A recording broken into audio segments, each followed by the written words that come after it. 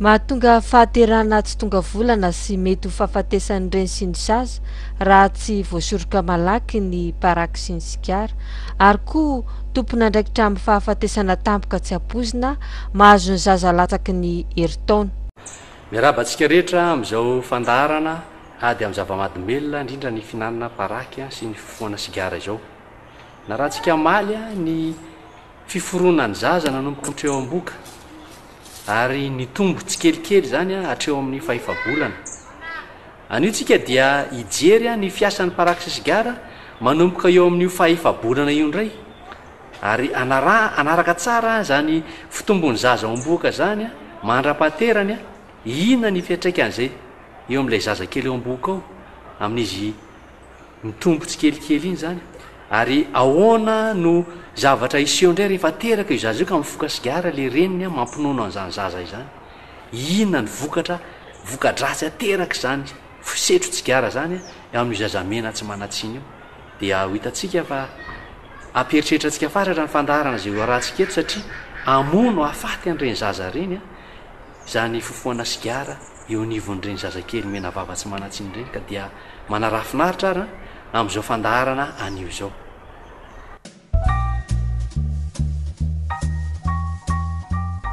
Raha vao manomboka ny fahifabolana dia efa tena tsapan'ilay reny sady zany fihetsehany zay zaza ao anaty kibo zany. Amin'ny voalohany zany dia indroa isan'andro eo, kanefa dia hitombo hatrany zany fihetsehana zany arakaraka ny fandrosoan'ny fotoana, arakaraka zavatra izay ataon'ilay reny dia zany ihany koa no tanterahan'ilay zaza ao anaty kibo.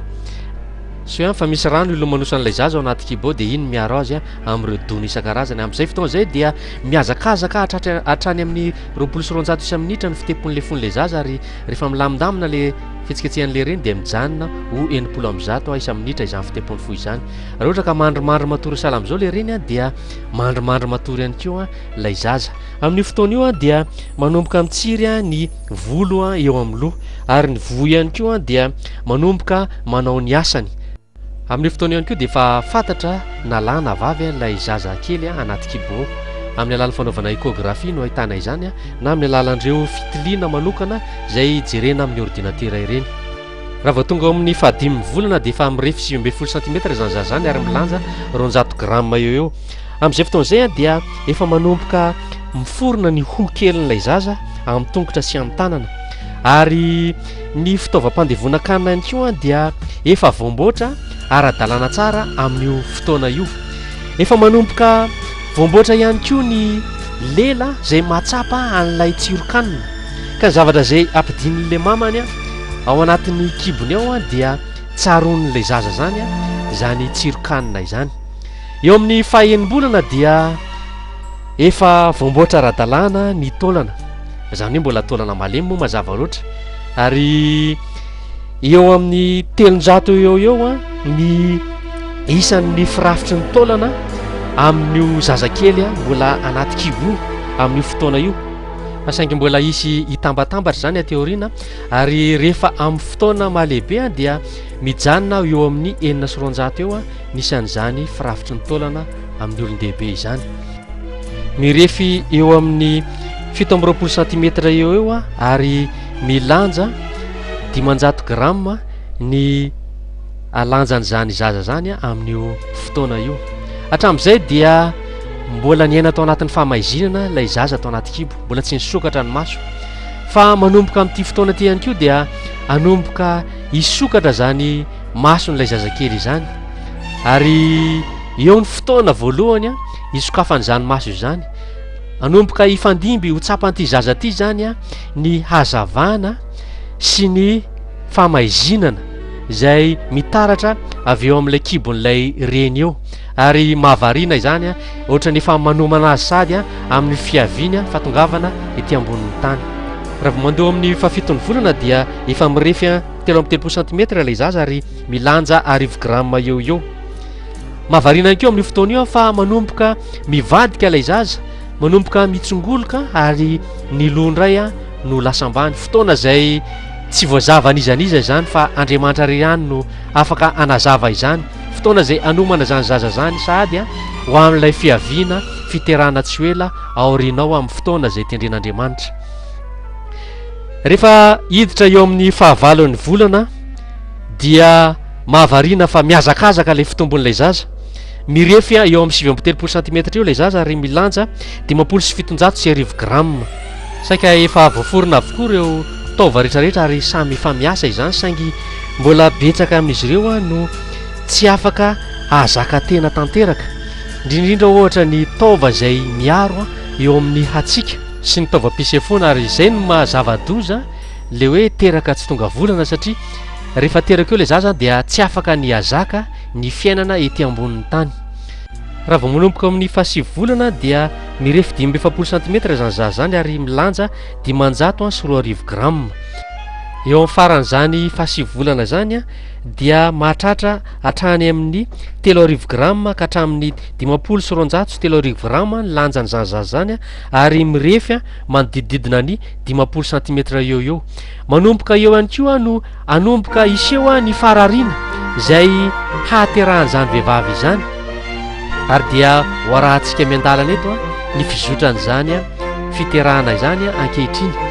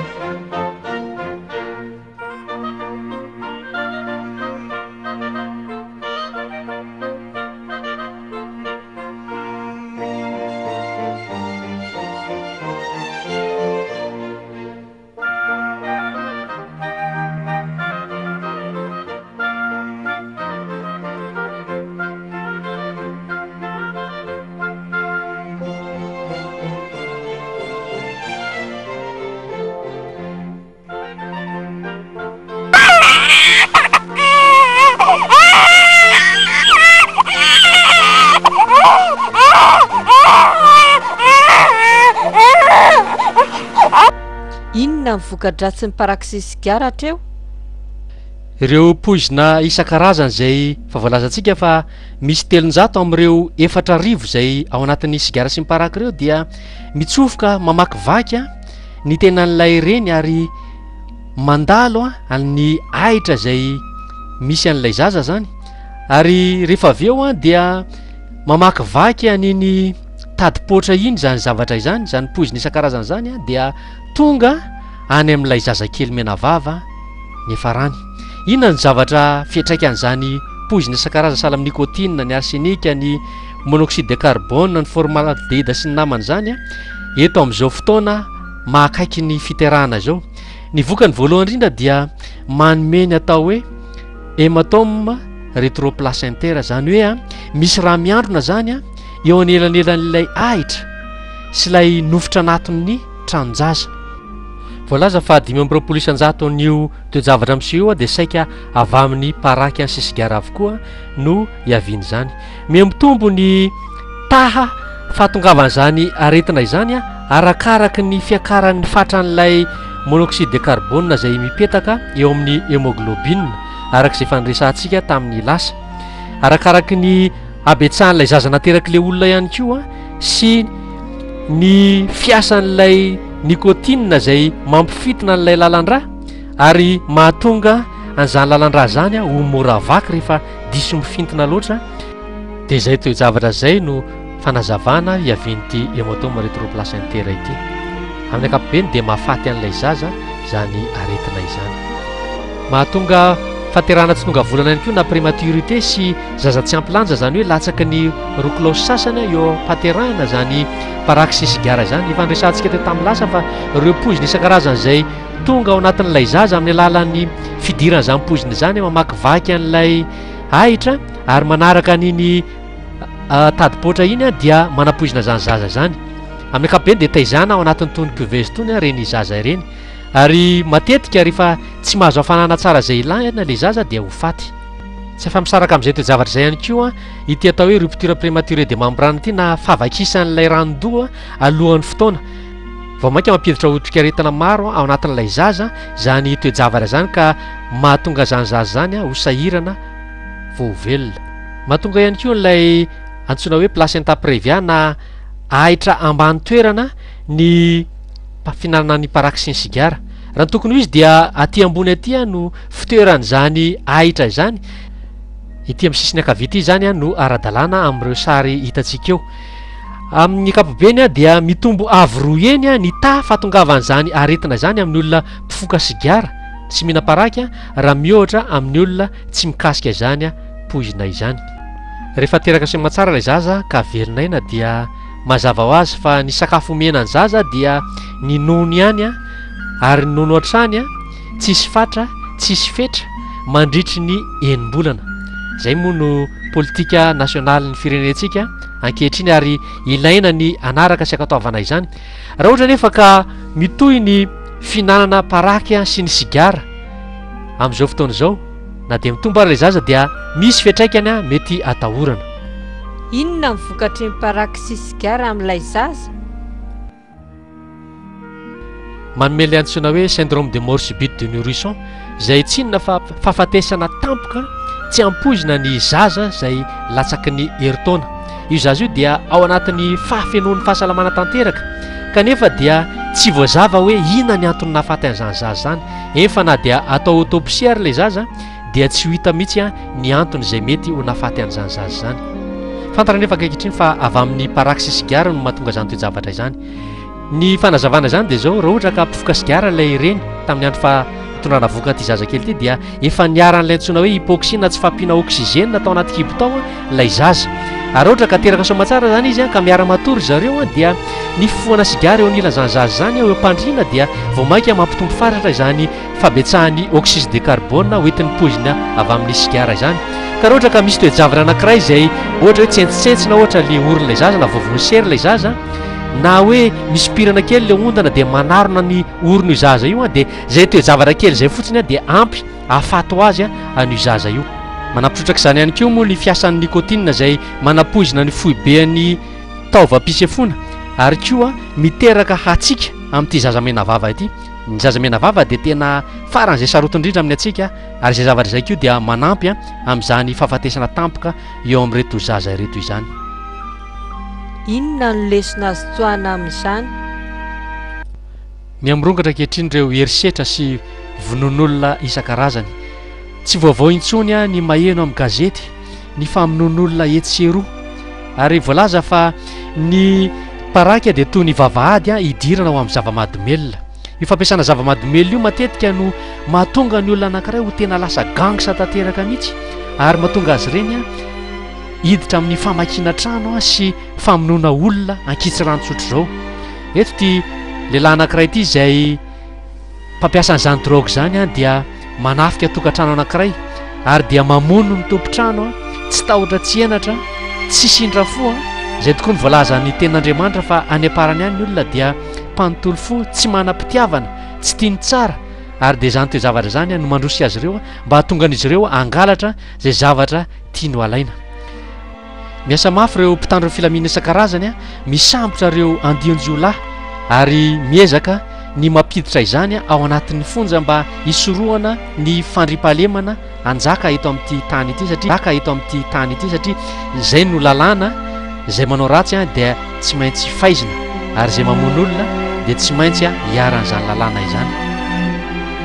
ny baiboly dia manambara ao amin'ny exodosy 4:17 manao hoe aza mamono olona amin'Andriamanitra ny famonon'olona dia mitovy daholo satria fandikan-dalàna avokoa izany na amin'ny endrika manao ahoana na amin'ny endrika manao ahoana ety ambony tany nefa dia misy to famonon'olona zay azo ekena ary misy famonon'olona zay tsy azo ekena tsikitsy ranotsotro zao satria mampigatra ny famonoana azo ekena dia toy ny fifohan'ny olona be voka sigara sy finanana paraky eto satria fantatsika teo fa mamono an'ilay zaza kely ao anaty kibo zany toejavatra zany ary to tsy mampaninina velively ny mahita reny tovavy isan-karazany reny zay manimba ny tenany mamono ny zaza ao anatin'ny kibony ao amin'ny alalan'izany fifohana sigara sy finanana paraky izany miasa dia miasa ny devoly ankehitriny ary mitady remby tiana hohaniny sahala mitony biby isan-karazany tony ny paraky sy sigara dia mitady remby eo amin'ny fiainantsika zay mifoka izany ary tsy amelany raha tsy maty miasa saina ty vehivavy ty ankehitriny satria te hiala amin'izany parakisy sigara zany ina no atao aiza ny vahaolana misy vahaolana riavana omenao anao ao Kristy Jesosy miantsanao Jesosy riavana ary vonina ny ray anao izy ho afaka amin'izany fatorany parakisy sigara izany ary ny anome tanteraka fahasalamanao anao sy ny taranaka